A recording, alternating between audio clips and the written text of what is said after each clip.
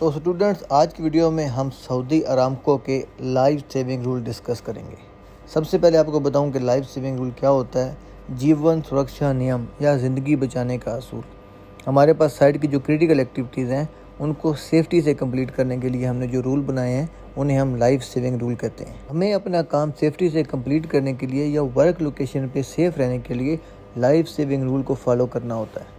Saudi Aramco के life saving rule ensure करते हैं कि हमारा जो काम है वो सेफ्टी से ख़त्म हो जाए। हमारे जो हैज़ार्डियस जॉब थी, हमारी जो क्रिटिकल जॉब थी, वो भी बिना किसी ख़तरे के, एक्सीडेंट के, नुकसान के कंप्लीट हो जाए। लाइफ सेविंग रूल ही वो रूल हैं जिनकी वजह से हम वर्क रिलेटेड एक्सीडेंट को कम कर सकते हैं।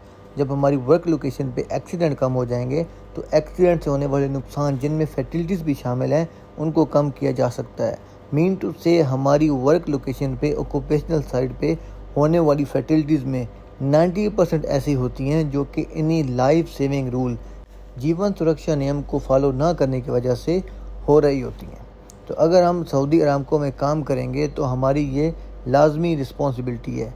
हम अगर कॉन्ट्रैक्टर हैं, हम क्लाइंट हैं, कोई भी लोग हैं, हमें तमाम लाइफ सेविंग रूल लाजमी फॉलो करने होंगे। सऊदी अरामको में काम करने वाला हर वर्कर अथराइज है। वो किसी भी दूसरे को अनसेफ एक्ट या कंडीशन से रोक सकता है। अगर कोई आदमी गलत काम कर रहा है, गलत कंडीशन में काम कर रहा है, आप उसको रोकने के अथराइज हैं। This include when rules are not being followed. जब कोई भी कोवर्कर लाइफ सेविंग रूल को फॉलो नहीं कर रहा होगा, वो लाइन ऑफ फायर में होगा, वो सेफ्टी रूल की वायलेशन कर रहा होगा या वो अनसेफ कंडीशन में काम कर रहा होगा, तो हमारी ये मॉरल रिस्पॉन्सिबिलिटी है कि हम उस गलत काम को स्टॉप कर सकते हैं। तो अगर हम लोग लाइफ सेविंग रूल्स को फॉलो करेंगे, सेफ्टी से काम करेंगे, तो ये चीज़ इंश्योर करेगा कि हमारा काम बिना किसी एक्सीडेंट के सेफ्टी से ख़त्म हो और हम अपने घरों को सही सलामत जा सकें।